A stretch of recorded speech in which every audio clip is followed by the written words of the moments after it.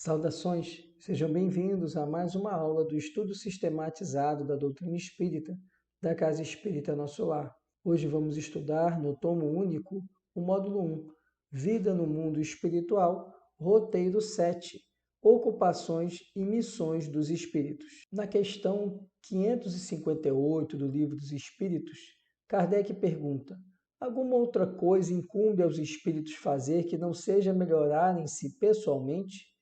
E a espiritualidade responde que concorrem para a harmonia do universo, executando as vontades de Deus, cujos ministros eles são.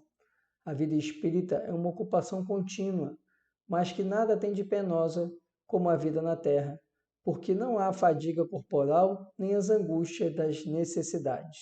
Então, a espiritualidade aqui nos mostra que todos nós que somos criaturas de Deus somos colaboradores da obra divina.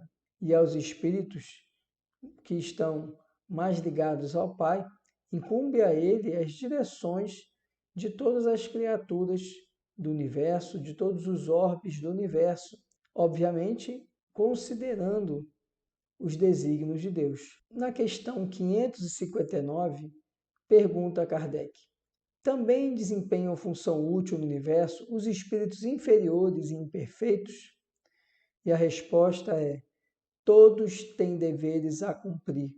Para a construção de um edifício não concorre tanto o último dos serventes de pedreiro como o arquiteto. Então vejam, não são apenas os espíritos superiores que têm compromissos com o Pai.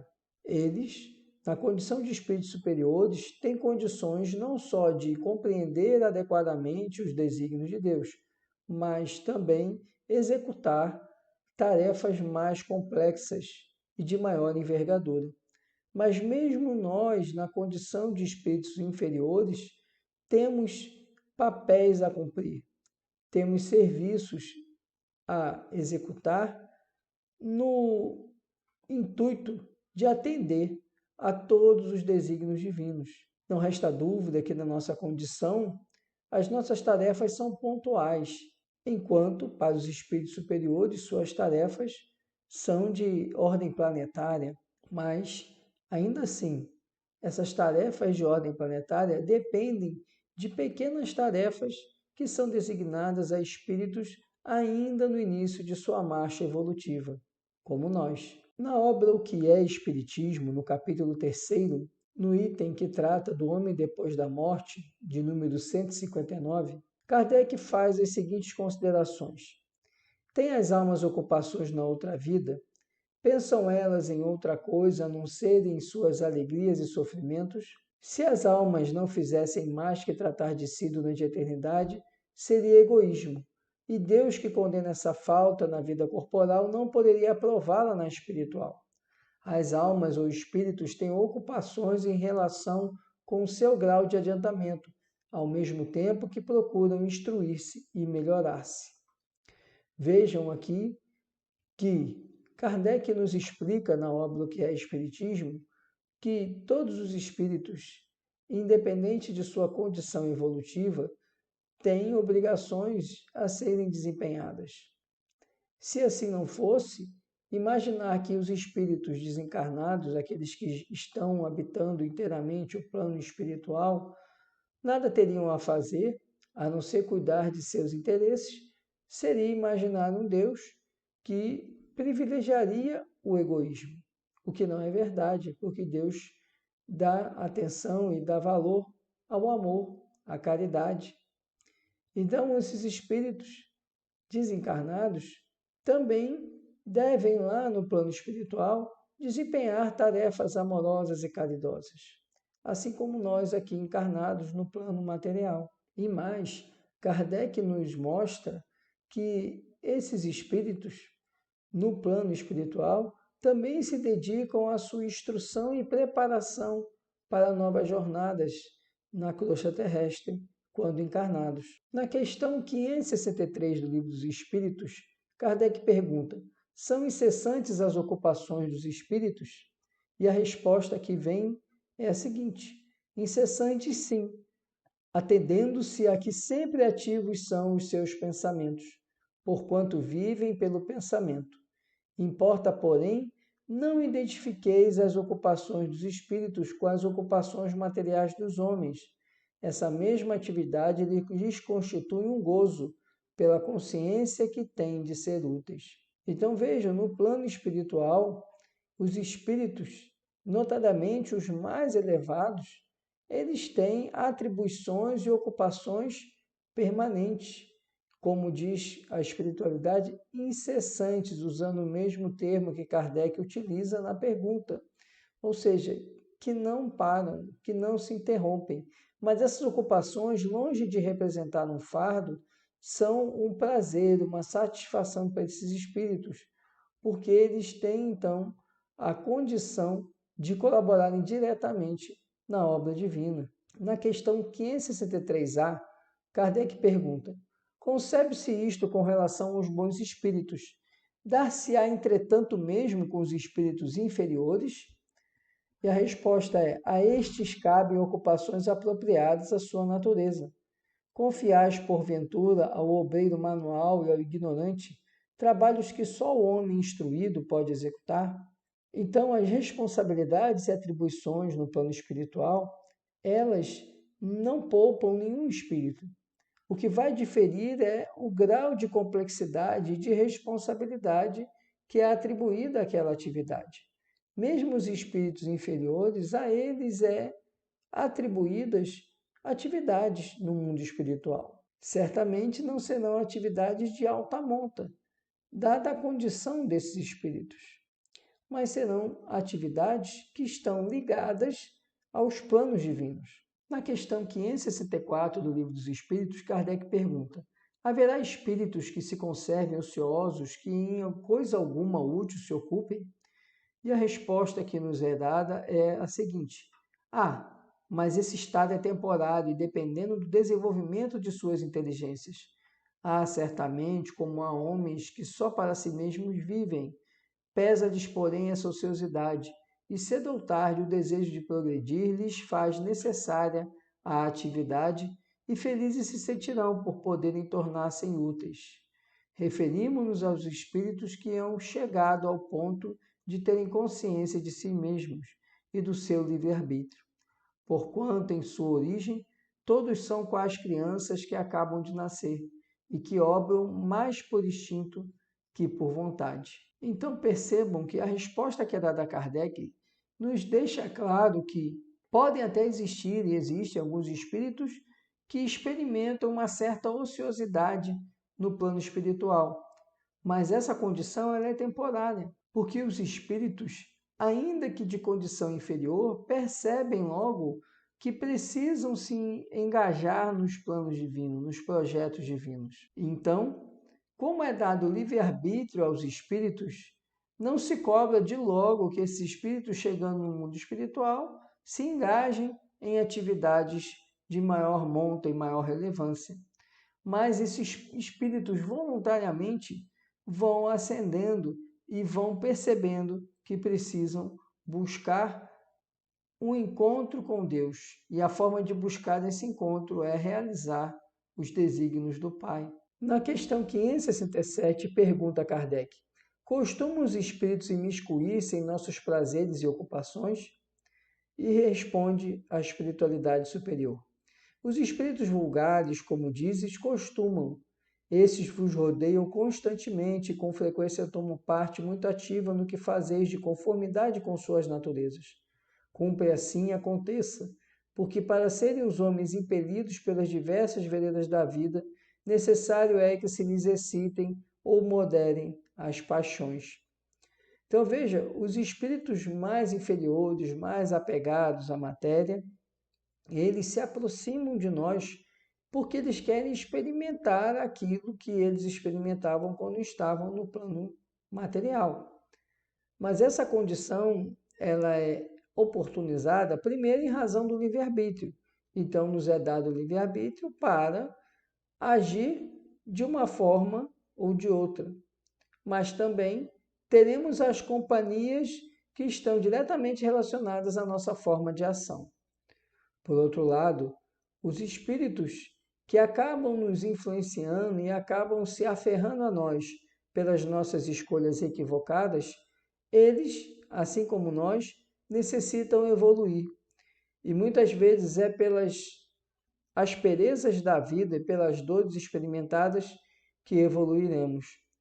Então, esses espíritos, ainda que involuntariamente e inconscientemente, acabam atuando no interesse da vontade divina, porque eles impelem-nos a que aprendamos com nossos erros e que, assim, todos possam evoluir. Sobre essa questão, Kardec faz os seguintes comentários. Com as coisas deste mundo, os espíritos se ocupam conforme o grau de elevação ou de inferioridade em que se achem. Os espíritos superiores dispõem, sem dúvida, da faculdade de examiná-las nas suas mínimas particularidades, mas só o fazem na medida em que isso seja útil ao progresso. Unicamente os espíritos inferiores ligam a essas coisas uma importância relativa, as reminiscências que ainda conservam e as ideias materiais que ainda não se extinguiram neles. É exatamente o que acabamos de explicar. Como um espírito inferior ainda está muito ligado à matéria, ligado aos sentimentos ainda inferiores, eles vão acabar se afinando com encarnados que vão agir naquela conformidade e, portanto, agindo distante da vontade de Deus. Mas mesmo essas ações, elas não estão de todas perdidas, porque esses espíritos, tanto os encarnados como os desencarnados, acabarão angariando ali compromissos e responsabilidades que vai lhes ajudar, ainda que de uma forma penosa e dolorosa, a evoluir. Na questão 569 do Livro dos Espíritos, Kardec pergunta: em que consistem as missões de que podem ser encarregados os espíritos errantes? E a resposta é que são tão variadas que impossível fora descrevê-las. Muitas há mesmo que não podeis compreender. Os espíritos executam as vontades de Deus, e não vos é dado penetrar-lhe todos os desígnios. Todos os espíritos, então, na erraticidade, ou seja, no plano espiritual, são convidados a desempenhar tarefas e missões. Obviamente, os espíritos mais elevados lhes é confiado missões mais complexas e mais nobres, mas não nos é dado ainda a condição de compreender toda a vastidão dessas missões, porque todas elas estão ligadas aos planos divinos. Por isso que não temos condições de compreender as missões e as tarefas de espíritos puros, por exemplo, porque a condição desses espíritos é tão elevada que não conseguimos compreender, não teremos capacidade de entender essas atividades desses espíritos. Sobre esse assunto, essa pergunta, Kardec faz os seguintes comentários. As missões dos espíritos têm sempre por objeto o bem, quer como espíritos, quer como homens, são incumbidos de auxiliar o progresso da humanidade, dos povos ou dos indivíduos, dentro de um círculo de ideias mais ou menos amplas, mais ou menos especiais, e de velar pela execução de determinadas coisas. Alguns desempenham missões mais restritas e, de certo modo, pessoais ou inteiramente locais, como sejam assistir os enfermos, os agonizantes, os aflitos, velar por aqueles de quem se constituíram guias e protetores, dirigi-los dando-lhes conselhos ou inspirando-lhes bons pensamentos. Pode dizer-se que há tantos gêneros de missões quantas espécies de interesses a resguardar, assim no mundo físico como no mundo espiritual. O espírito se adianta conforme a maneira por que desempenha sua tarefa. Kardec, nesse comentário, nos deixa bem claro que há uma infinidade de tarefas que são confiadas aos espíritos errantes, ou seja, aqueles que estão na erraticidade, no plano espiritual, desde atividades simples de socorrer uma pessoa específica até atividades imensamente complexas, como gerir a humanidade terrestre. Essas atividades vão ser adequadas à capacidade do espírito. Deus não concede atribuições a espíritos que não têm condições de desempenhá-las. Se deixamos de desempenhá-las, é apenas por mera falha nossa, e não falha na atribuição divina. E essas atividades, então, elas vão tomando uma dimensão cada vez maior, conforme o espírito ele evolui, conforme o espírito se encontra numa condição de evolução espiritual superior. Na questão 571, Kardec pergunta: só os espíritos elevados desempenham missões? E a resposta é: a importância das missões corresponde às capacidades e à elevação do espírito. O estafeta que leva um telegrama ao seu destinatário também desempenha uma missão, se bem que diversa da de um general. Mais uma vez aqui a espiritualidade ela é bem clara na sua resposta. Todos os espíritos, independente de sua condição evolutiva, têm atribuições, têm tarefas e têm missões dentro do plano divino. O que vai mudar é a categoria dessas tarefas. Aqueles espíritos menos evoluídos vão ter atribuições de menor envergadura, enquanto os mais evoluídos vão ter atribuições mais ásperas, mais grandiosas do que os de menor envergadura, porque isso vai depender da condição do espírito. Na questão 572, pergunta Kardec: a missão de um espírito lhe é imposta ou depende da sua vontade? E a resposta é: ele a pede e de todos se considera se a obtém. Vejam que todos os espíritos anseiam por ter tarefas, por terem atribuições no plano espiritual. Muitas vezes os espíritos fazem isso esperando ter algo em troca. É só a gente lembrar um pouco lá do nosso lar, que André Luiz ansiava por ter tarefas para que ele tivesse bônus hora de maneira a visitar a sua família no plano terreno. Mas depois, conforme nós vemos o andar da obra, percebemos que André Luiz já não dá tanta importância ao bônus hora. Ele consegue encontrar nas tarefas que lhe são confiadas, inicialmente ainda diminutas, encontrar alegria e realização e plenitude nessas tarefas. Na questão 572A, pergunta Kardec: pode uma mesma missão ser pedida por muitos espíritos? E a resposta é sim.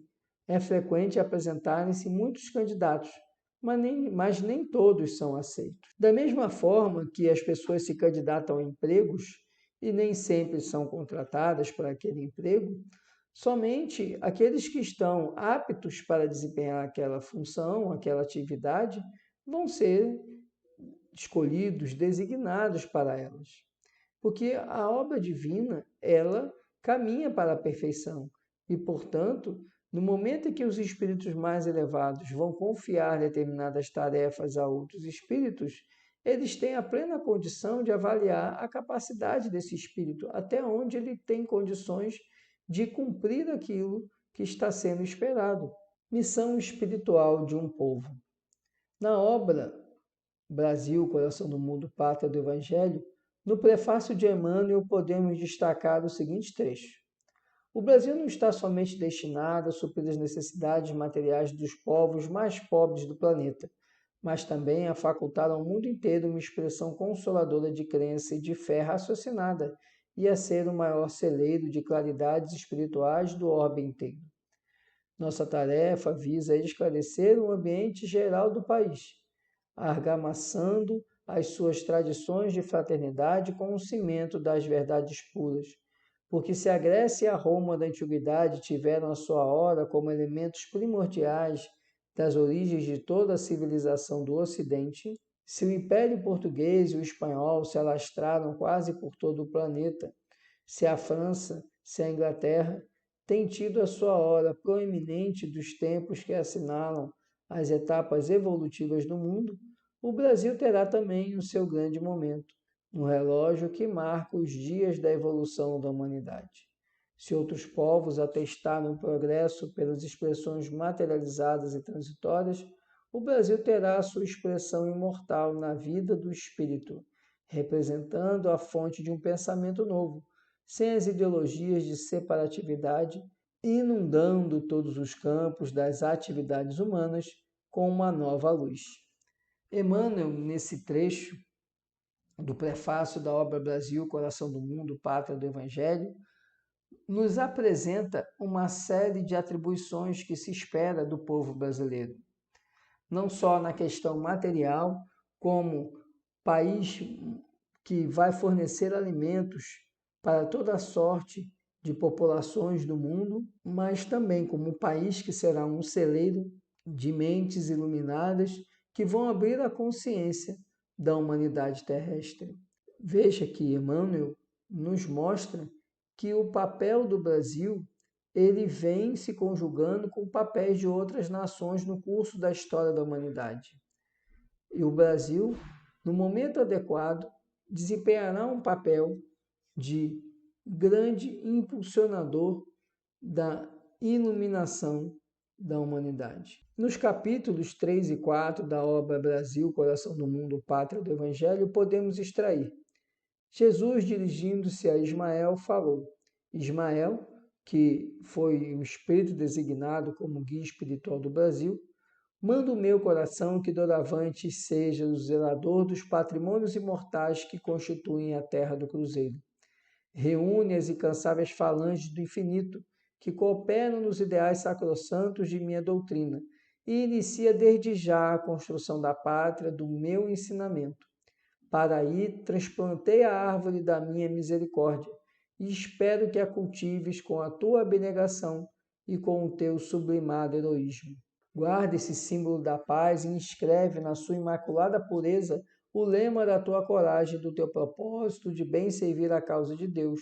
E, sobretudo, lembra-te sempre de que estarei contigo no cumprimento dos teus deveres, com os quais abrirás para a humanidade dos séculos futuros um caminho novo, mediante a sagrada revivescência do cristianismo. Ismael recebe o lábaro bendito das mãos compassivas do Senhor, banhado em lágrimas de reconhecimento. E como se entrar em ação o impulso secreto da sua vontade, eis que a nívea bandeira tem agora uma insígnia, na sua branca substância uma tinta celeste, inscrevera o lema imortal: Deus, Cristo e caridade. Ismael reuniu em grande assembleia os seus colaboradores mais devotados, com o objetivo de instituir um programa para as suas atividades espirituais na terra de Santa Cruz, que foi o nome anterior do Brasil. Irmãos, exclamou ele no seio da multidão de companheiros abnegados, plantamos aqui, sob o olhar misericordioso de Jesus, a sua bandeira de paz e de perdão. Todo um campo de trabalho se desdobra às nossas vistas.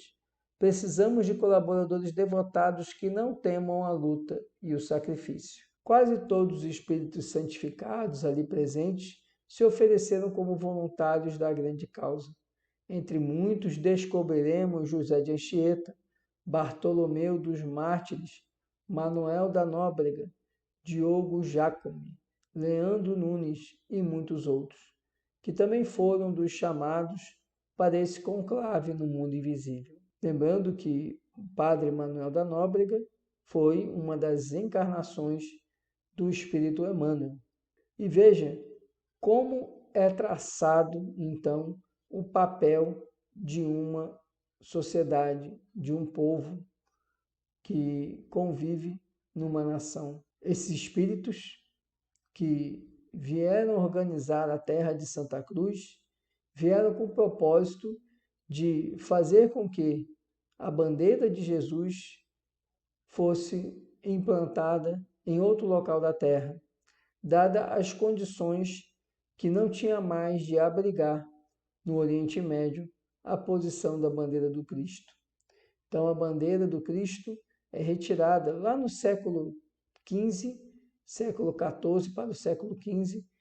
Cristo retira lá da Judéia, lá de Jerusalém, e implanta ela aqui, ainda no continente não descoberto, que era a América do Sul. E implanta exatamente no território onde hoje abriga o Brasil. E confia a essa nação que ainda iria surgir no mundo material, mas que já estava organizada no plano espiritual, como a nação que viria séculos depois, e ainda estamos longe de chegar a esse ponto, viria a ser o celeiro de almas do mundo para transformar essas almas, para regenerar essas almas. Por isso que quem tiver a oportunidade de ler esse livro vai encontrar que, em determinado momento da história do Brasil, espíritos muito endividados da Europa vieram para cá e ainda vêm para cá, para aqui reencarnar e progredirem e auxiliar no progresso da coletividade dos espíritos aqui abrigados. Missão espiritual de desencarnados. André Luiz, pela mediunidade de Francisco Cândido Xavier, trouxe, por exemplo, importantes revelações acerca das missões desempenhadas pelos desencarnados incumbidos de retirar das zonas espirituais de sofrimento os espíritos ainda ligados às paixões humanas. Narra na obra Obreiros da Vida Eterna o citado autor espiritual. Ao soar das 19 horas, orientados pela administradora da casa, a irmã Zenóbia, preparamo-nos para a pequena jornada ao abismo.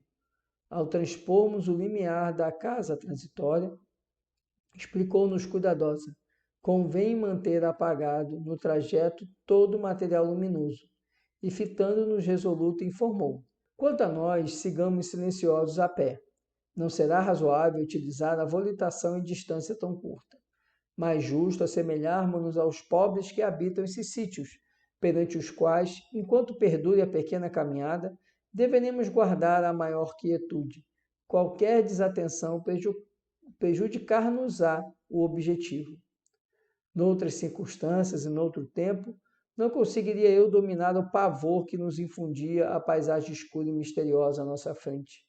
Vagavam no espaço estranhos sons, ouvia perfeitamente gritos de seres selvagens, e em meio deles dolorosos gemidos humanos, emitidos, talvez, a imensa distância. Aves de monstruosa configuração, mais negras do que a noite, de longe em longe, se afastavam de nosso caminho, assustadiças. E embora a sombra espessa, observava alguma coisa da infinita desolação ambiente. Atingimos zona pantanosa, em que sobressaía rasteira vegetação. Ervas mirradas e arbustos tristes assomavam indistintamente do solo. Fundamente espantado, porém, ao ladear imenso charco, ouvi soluços próximos. Guardava a nítida impressão de que as vozes procediam de pessoas atoladas em repelentes substâncias, tais as emanações desagradáveis que pairavam no ar. Oh, que força nos defrontavam ali! A treva difusa não deixava perceber minudências. Todavia, convencendo-me da existência de vítimas vizinhas de nós, esperando-nos amparo providencial, verificou-se então o imprevisto. Certamente as entidades em súplica permaneciam jungidas ao mesmo lugar, mas figuras animalescas e rastejantes, lembrando sáureos de descomunais proporções, avançaram para a nossa caravana. Eram em grande número e davam para estarrecer o ânimo mais intrépido. Mais alguns minutos e havíamos varado a região dos charcos. Prosseguindo a marcha, penetramos escarpada região, e atendendo ao sinal da irmã Zenóbia, os 20 auxiliares que nos seguiam postaram-se em determinado ponto com a recomendação de nos aguardarem à volta. A diretora da casa transitória, então, conduziu-nos os 4, caminho adentro, acentuando que encetaríamos isoladamente a primeira parte do programa de serviço. Logo após, evidenciando preocupação em sossegar-nos o íntimo, referentemente aos sofredores anônimos que encontráramos no caminho, explicou-nos delicadamente: não somos impermeáveis às rogativas dos nossos irmãos que ainda gemem no charco de dor a que se atiraram voluntariamente. Dilaceram-nos os espíritos às imprecações dos infelizes. No entanto, a casa transitória de Fabiano tem-lhes prestado o socorro possível. Ajuda essa que até hoje vem sendo repelida pelos nossos irmãos infortunados. Debalde libertamo-los periodicamente dos monstros que os escravizam, organizando-lhes refúgio salutar. Fogem de nossa influenciação retificadora e tornam espontaneamente ao charco. É imprescindível que o sofrimento lhes solidifique a vontade para as abençoadas lutas do porvir.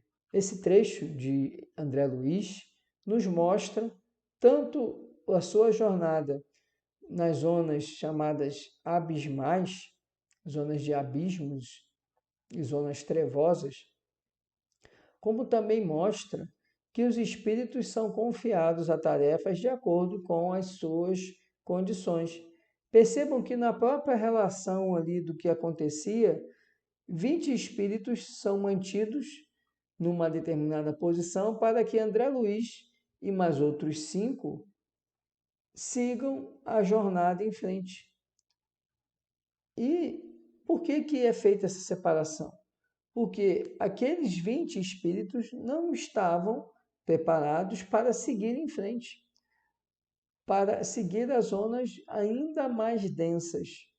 E por isso que eles permanecem naquela posição, enquanto André Luiz e outros prosseguem para dali extraírem maior aprendizado, que era o motivo que André Luiz acompanhava o seu mentor e acompanhava a diretora da Casa da Transição. Missão espiritual de encarnados. Na questão 573 do Livro dos Espíritos, pergunta Allan Kardec: em que consiste a missão dos espíritos encarnados? E nos temos a seguinte resposta: em instruir os homens, em lhes auxiliar o progresso, em lhes melhorar as instituições por meios diretos e materiais.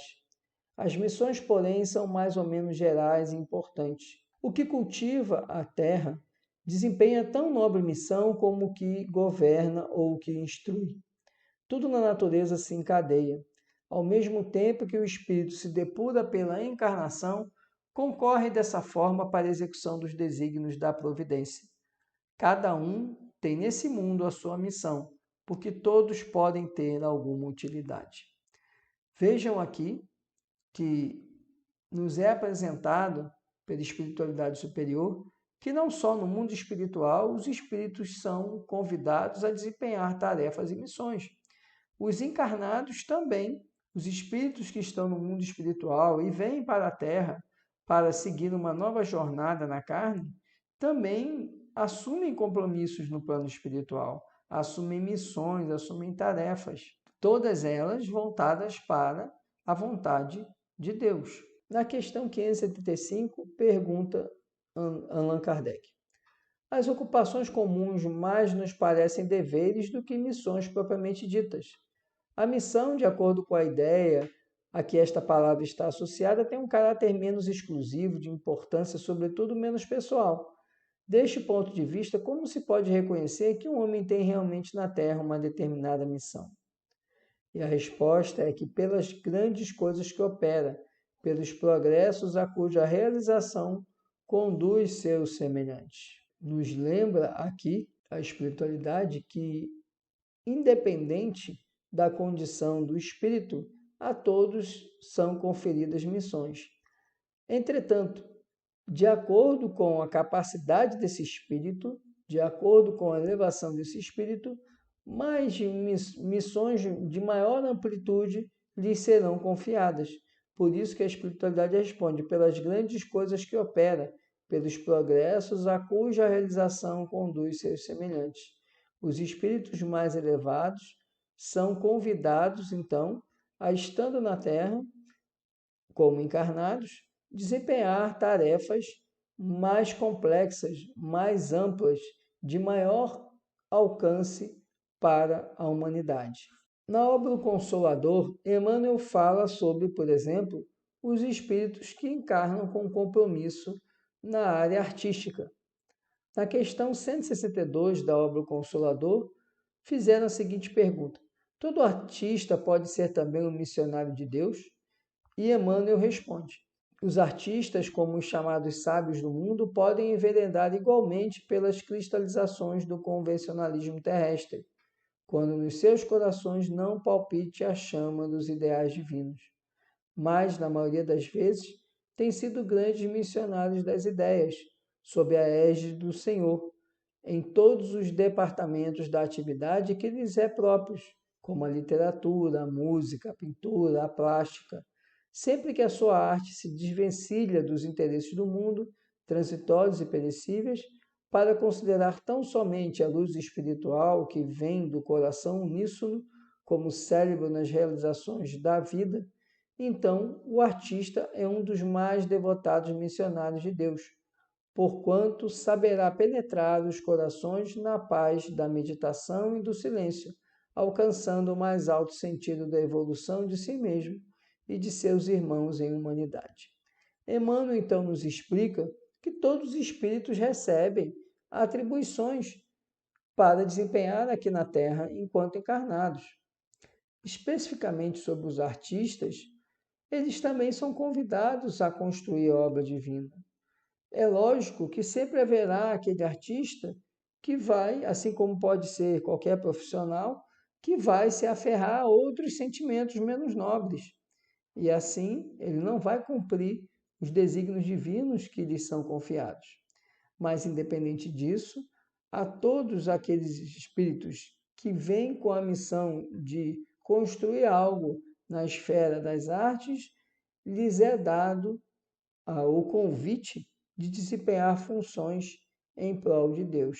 Vai depender desse espírito encarnado quais serão as escolhas que ele fará. Na questão 582 do Livro dos Espíritos, Kardec pergunta: pode-se considerar como missão a paternidade? E a espiritualidade responde: é sem contestação possível uma verdadeira missão. É ao mesmo tempo grandíssimo dever que envolve, mais do que pensa o homem, a sua responsabilidade quanto ao futuro. Deus colocou o filho sob a tutela dos pais, a fim de que estes o dirijam pela senda do bem, e lhes facilitou a tarefa, dando àquele uma organização débil e delicada, que o torna propício a todas as impressões. Muitos há, no entanto, que mais cuidam de aprumar as árvores do seu jardim e de fazê-las dar bons frutos em abundância, do que de formar o caráter de seu filho. Se este vier a sucumbir por culpa deles, suportarão os desgostos resultantes dessa queda e partilharão dos sofrimentos do filho na vida futura, por não terem feito o que lhes estava ao alcance para que ele avançasse na estrada do bem. Veja que as missões, as tarefas podem ser de todas as ordens. A própria paternidade ela é uma tarefa, uma missão, porque o pai recebe aquele filho para que ele possa, no futuro, desempenhar também as funções divinas.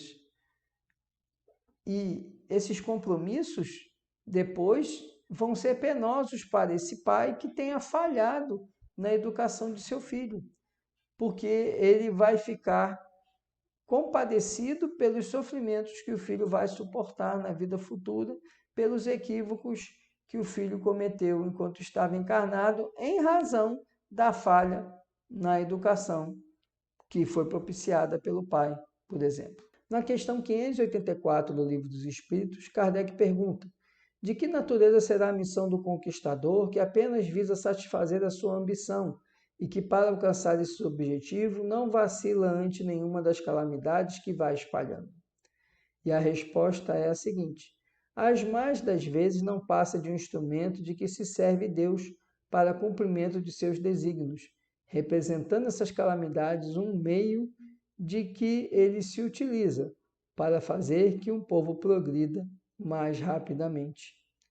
Então vejam, mesmo aqueles espíritos que são equivocados, muitas vezes lhes é dado um determinado papel e, obviamente, que Deus não espera que esse indivíduo propague o mal, mas sabe que esse indivíduo terá equívocos. E esses equívocos fazem parte do plano divino, porque ele vai se utilizar dessas situações para auxiliar o progresso de uma coletividade. Na questão 584A, Kardec pergunta: nenhuma parte tendo na produção do bem que essas calamidades passageiras possa resultar, pois que visavam um fim todo pessoal, aquele que delas se constitui um instrumento tirará, não obstante, proveito desse bem? E a resposta é: cada um é recompensado de acordo com as suas obras, com o bem que intentou fazer e com a retidão de suas intenções. Então, não significa que esse espírito que tenha sido dado uma determinada tarefa que causaria ali uma dificuldade coletiva, não significa que ele não responderá pelos seus atos, porque ninguém encarna com a obrigação ou com a missão de fazer o mal, todos encarnam com a missão de fazer o bem.